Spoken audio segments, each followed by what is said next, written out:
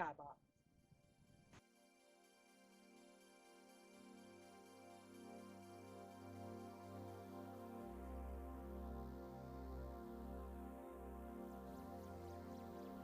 Welcome to the Skyboxx. It's me, Michael C., the source of life over the mic. My guest and I will share our stories and experiences. Part 3 of Dr. Jamie Foster. And we're going to talk about students that become scholars. And what does it mean to be a scholar? And a lot more. Sit back and relax.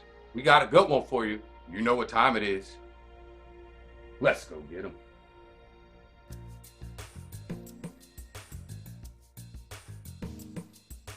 Let me ask you, when you're saying that perfection is in the, like you say, beauty is in the eyes of the beholder. Perfection is in the eyes of the beholder. True. Because I can feel like I did something perfect, Right. but you will turn around and be like, you're not quite there. True. Which is why oftentimes you'll never hear me tell a teacher that they did a good job or great job, because good and great is subjective. What I really say is like, wow, that was really impactful. Yep, that was very much effective. Like, wow, what you did was very effective. You absolutely did the right thing. Those were the correct steps. What you did was so all the time, because good job means nothing. It's like participation trophies. Yeah, I don't want those. And it's cool for a second grader. It's cool for kindergarten. But at some point, I got to transition you to, yes, that was very effective, and here's why. That was really solid, and here's why. Or you're almost there. I remember giving a teacher feedback this week on some lesson plans and literally said, you're almost there. Consider doing this and that, swap out this, and I think you'll be there. So you're giving them that courage of like, I'm there. Okay, all right. I'm there. Let's go. Well, and think about it in coaching. The reason why people get better whenever they're in a sport is because a coach never tells you that was terrible without telling you why. Correct. Coach comes over, you got bad form in your dribble, you got bad form in your crossover, you got bad form when you're going to tackle. They're pulling out all the stuff. They're modeling for you. They're like, watch me. Mm-hmm. Then they do it for you. They do it the way you did it wrong. And they say, see how I did that? Mm-hmm. See, when you do that, yo, look where your neck is. Look what happens there. Mm-hmm. Look what can happen. But look when I do it. Then they come and do it the right way. And they show you, and it's like, oh. And so then you're watching, and then what they say is, now you do it while they watch you. And they help you with your technique. Almost. Let me do it let me show you. Mm-hmm. And then when that happens, it's like, oh. My God. And then they might watch you a couple more times, and then what's that coach do? Walks away. Walks away. You know why? Because I just unlearned all the bad stuff, taught you the new stuff, and now you've relearned how to do it the right way. And now I need you to just keep doing it. And then but now you're good, because I take your I didn't just say that's a bad habit. I told you a bad habit, and that's why. I showed you how to do the new habit, and now I helped you make that new habit your own. Right. That's what it's supposed to be whenever you're in leadership and whenever you're in education. That's what it's supposed to be. What was your biggest achievement as a doctor and educator? Getting this doctorate, for real.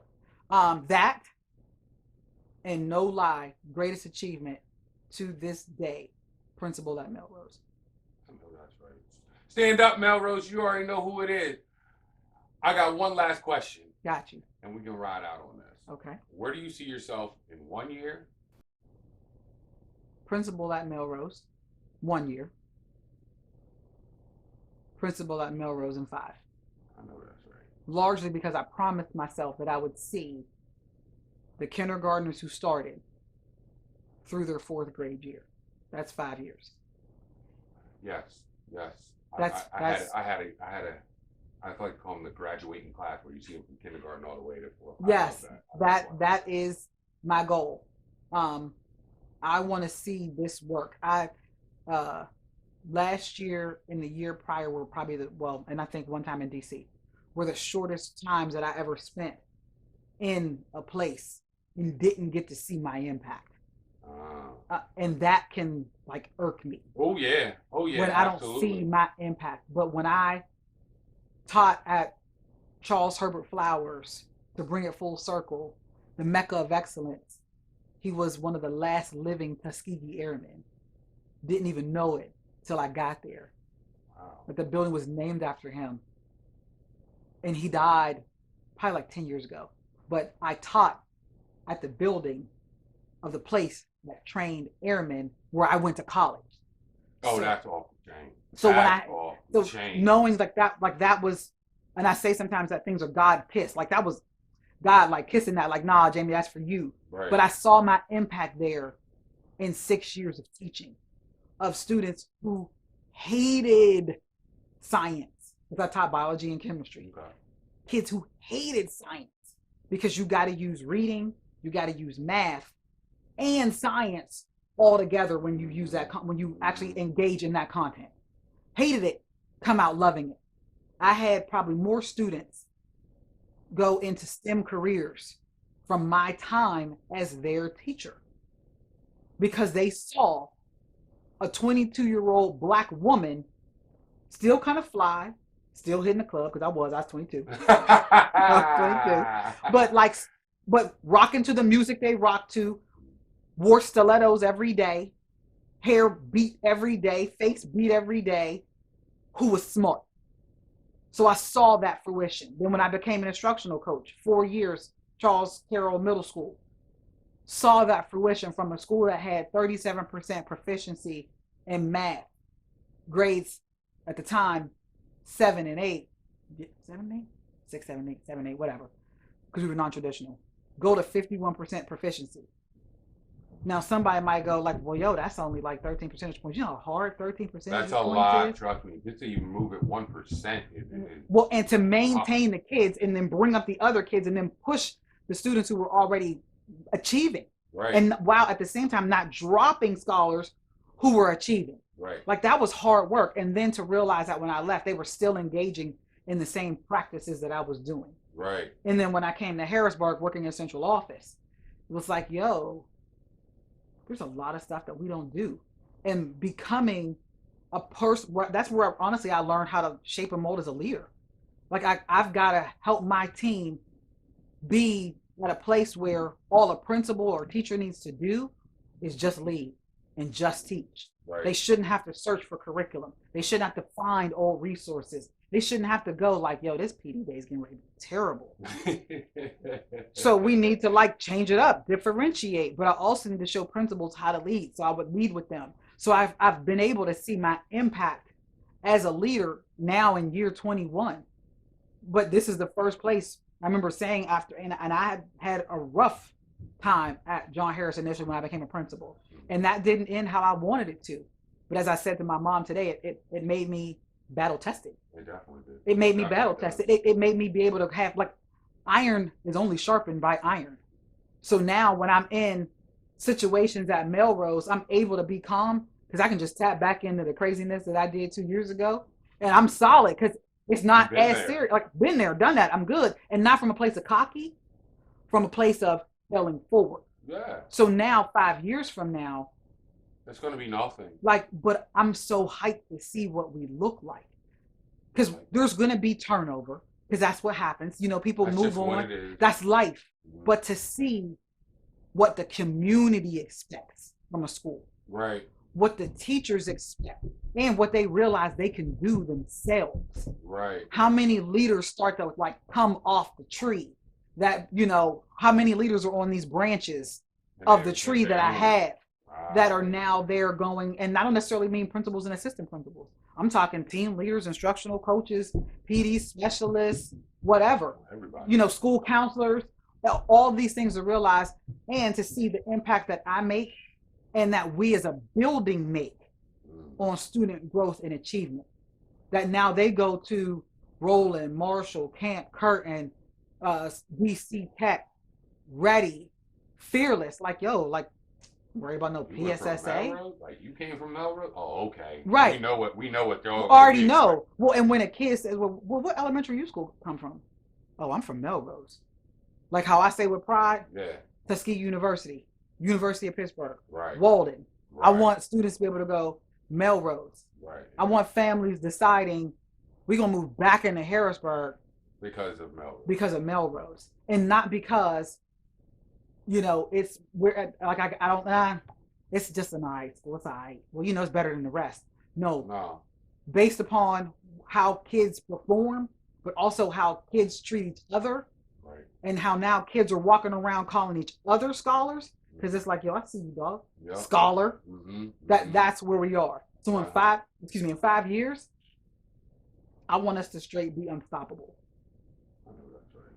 That's where I want it to be. You know, you and I, we can do this all day. Period. You already know that. Fact. Workman, I want to salute you on your retirement. Girl, I'm standing up. You already know. I want to ask you got any shout out? You get a shout out. First and foremost, it's God who's made me and shaped me. I know that's right. I'm a Bible-toting, Christ-believing, loving woman. Is who I am. Unapologetic. So first and foremost, shout out to God. Shout out Jesus. Thank you because you've given me all this gift to spread these tentacles into anyone who's not a believer. I respect that. It's just where I am as a person, and I'm not ashamed to be there. Right. Shout out to my kid who's here going bananas with your kid. I can hear him upstairs. I'm like, yo, he getting ready to tell me in a minute, Mom. But shout out to Morgan because he's my reason why. He's a second grader, the only black boy in his class, but he's my reason why. He's a great kid.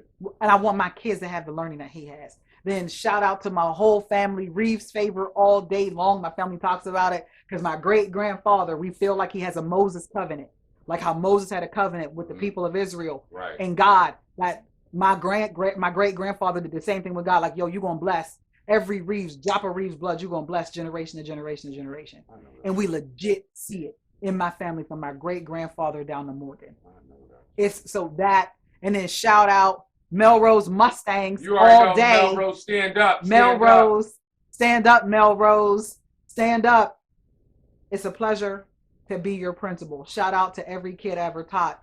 Charles Herbert Flowers, Henry A. Wise, Camp Curtin Academy, John Harris Campus, period. I love each and every one of you. And then shout out to the Skyboxx. You already know. It's been a pleasure being on. I really appreciate it. Yes, like I'm coming on again, or I'm getting ready to be up in here in the studio when everybody else is in here like, yo, what they doing? And I'm be eating my popcorn like, crunch, crunch. I'm be like, can you hear me? Oh, I'm too loud. My bad. But yes, and shout out last to every scholar and every family that gives us the chance to take care of your scholar every day at 2041 Berry Hill Street at Melrose Elementary School. Shout out. You already know what it is. Like I said, we could do this all day. All day. But again, if you have any thoughts, questions, or concerns, hit me up at number one, Skyboxx at gmail.com. If you're on your favorite podcast app or YouTube, all you have to do is search the Skyboxx. Hit that like and subscribe button. It's only $3.99. If you're on IG, all you have to do is search at SkyBoxx5. And if you're on Facebook, search me, Michael C. or Michael Curtis, Micheal Curtis. Again, I want to thank Dr. Foster for coming in and blessing the Skyboxx. And again, my name is Michael C., the source of life, over the mic. And also, be good to yourself, y'all.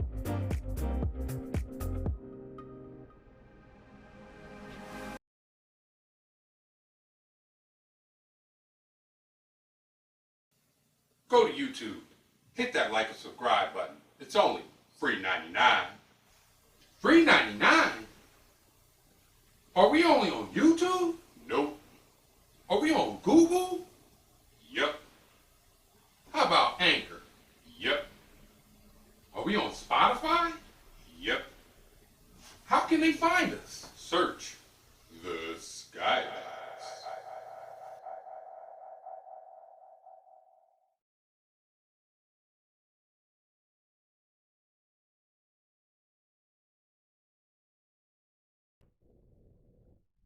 Thanks for watching the Skyboxx. And click one of these 3 videos that relate to the Skyboxx.